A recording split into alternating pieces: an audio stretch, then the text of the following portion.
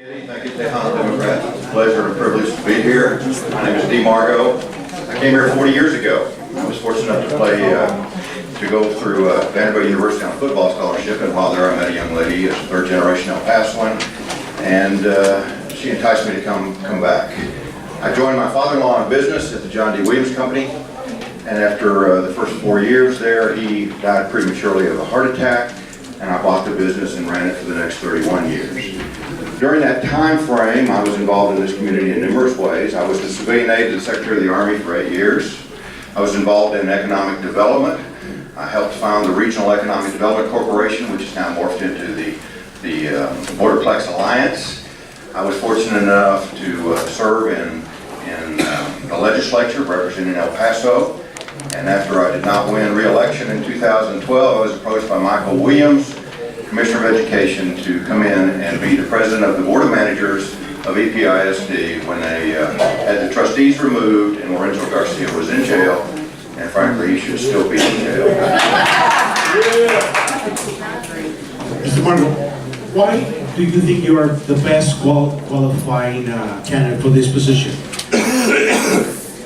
Well, my resume is such that I built a business, sold in 2012, to Hub International, the 8th largest insurance broker in the world. I was able to serve in the legislature. I worked on appropriations in the legislature, and then I spent 2 years in the trenches at EPISD, where we were greeted with a $20 million deficit that we closed with no tax increase and no teacher layoffs. I thought we needed 3 years there to totally change the culture, but we were by statute limited to 2. So I've been involved in this community. The mayor was talking about ADP. I helped recruit ADP here initially. The mayor was talking about their expansion. So I recruited industry here, I brought jobs here, and I've made investments. Plus the fact that I've been involved civically and philanthropically. For those of you that I hope know about Operation Noel, the coats for kids every year at Christmas, that's my baby. We did 20,000 last year. This next year we're going for 25,000 coats. It seems that every mayor somehow leaves his or her mark eventually on El Paso. What is the impression and the kind of legacy that you want to implement? Well, everyone's addressed the issues. We are going to have some significant tax increases because of the bond elections that have been passed. Isleta, EPISD, the city, everything else. We have a lack of efficiency going on downtown.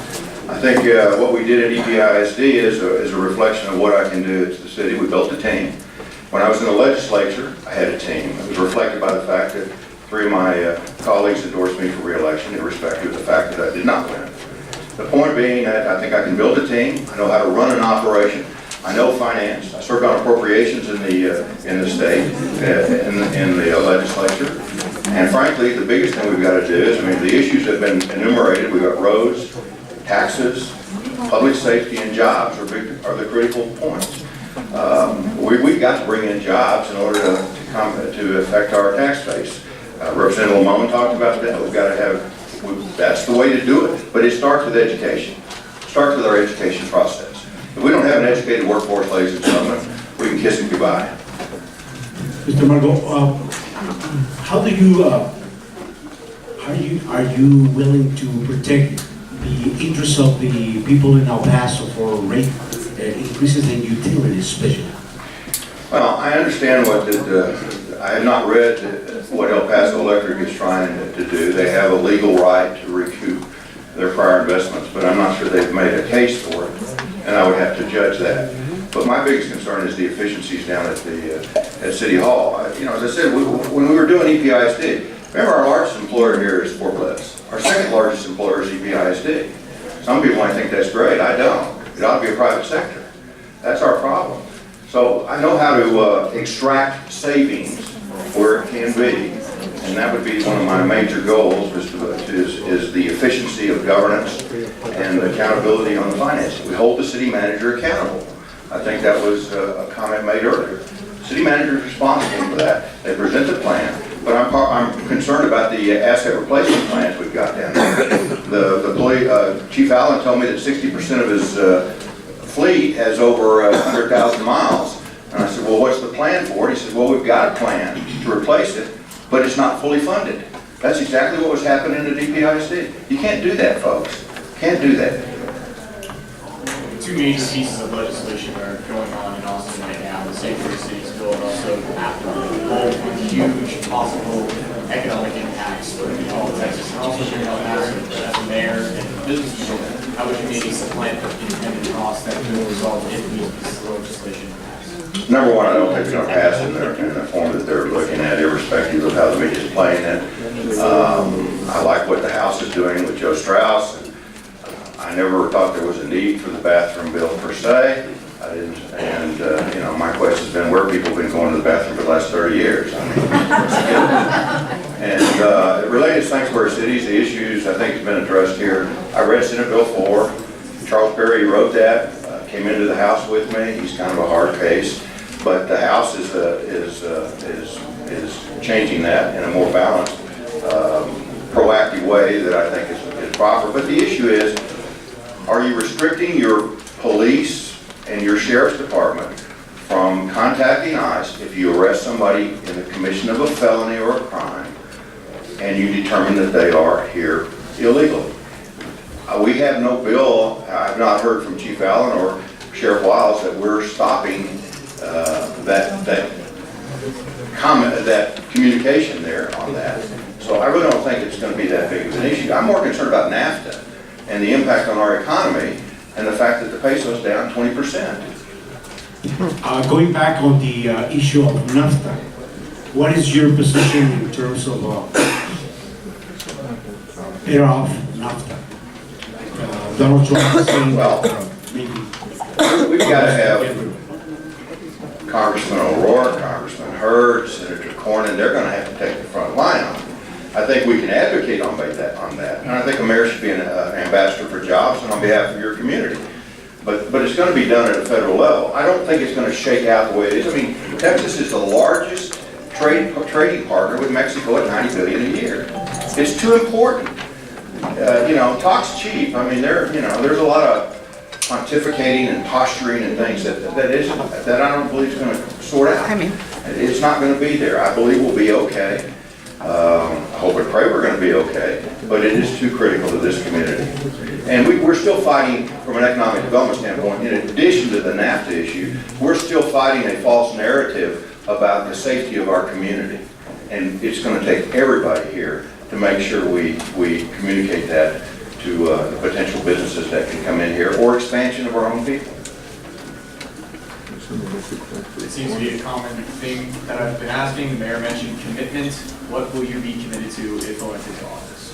Well, as I said, governance and efficiency and accountability. I mean, the taxes are there.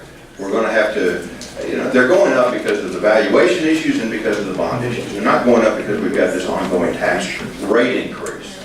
So we're going to have to be mindful of the fiduciary responsibilities we have. We're going to have to hold the city manager and his staff accountable. I'm not so sure there's not some excess fluff there. We found a lot of fluff at EPISD, irrespective of the fact that they told us originally there was no fluff. There is. You can deal with that. But it's a matter of holding the city manager accountable for the performance of each department meeting certain standards and guidelines. But I am concerned that if we have an asset replacement plan, the fire department's talking to me about theirs, the police department, we've got all these issues that need, the roads stink. I've replaced the tire already with a pothole. That's irrespective of what goes on at the Go 10 project on I-10 and Paisano and the streetcar. It's the maintenance. We're not even fulfilling our obligations to the taxpayers.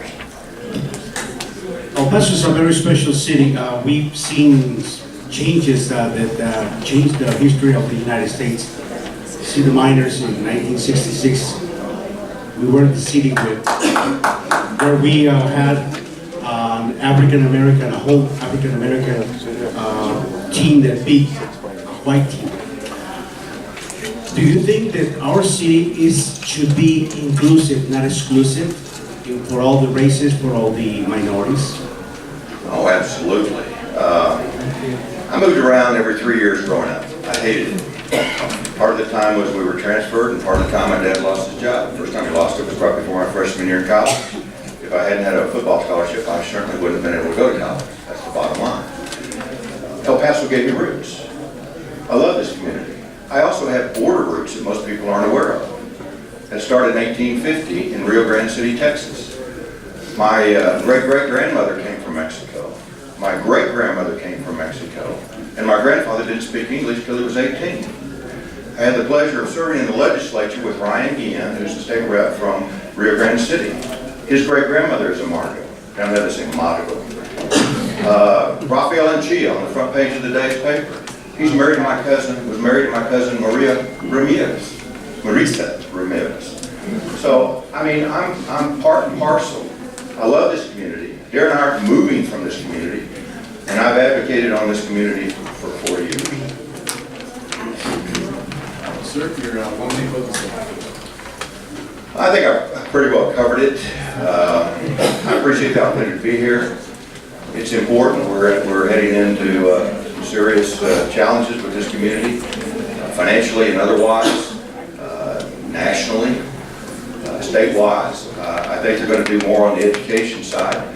But the real key for this community is an educated workforce. And it's making sure that every school district and every high school graduate is commensurate with each other, with each one. That to me, it used to be a debate between, well, do we bring the jobs in here and then train the workforce, or vice versa? Let me tell you, ladies and gentlemen, we're not going to get the jobs if our workforce isn't trained. They're not going to stay here if they don't have the education so that we can attract the jobs.